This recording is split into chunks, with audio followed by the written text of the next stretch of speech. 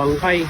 Pinagkaguluhan ng mga residente ang bangkay ng isang lalaking nakitang nagpalutang-lutang sa baybaying sakop ng barangay San Vicente, San Fernando City, La Union. Pasado alas 9 ng umaga noong linggo, August 23. Ang lalaki, isa pala sa mga pinaghahanap ng mga otoridad matapos tangayin ng malakas na alon nang maligo sa barangay Bakwitsura, Bawang, La Union noong Sabado, August 22. Sa investigasyon, ang lalaking yan dumalo lang sa isang birthday party nang mangyari ang insidente. Pamilya daw po ng taga mga tarim, yung nalunod kahapon. Positive daw po. Sinabihan na niya tong pinsan niya na huwag siya masyadong pumagitna. Kasi malakas ang alon, saka umuulan pa that time, malakas ang ulan. So, ayun, nung bigla na lang na drag siya ng westward. Nakainom po sila.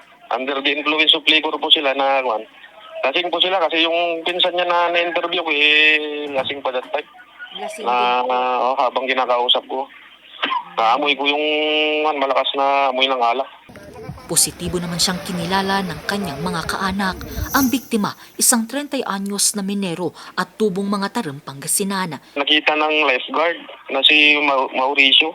Ipol ko, tinangka niya itong sagipin.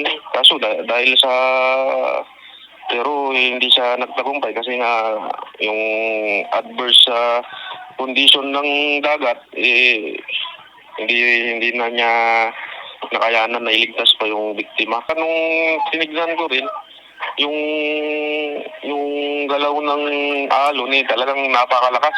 Saka umuulan pa.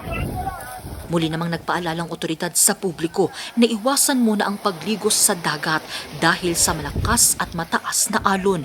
Ito na ang ikalawang insidente ng pagkalunod sa bayan ngayong taon.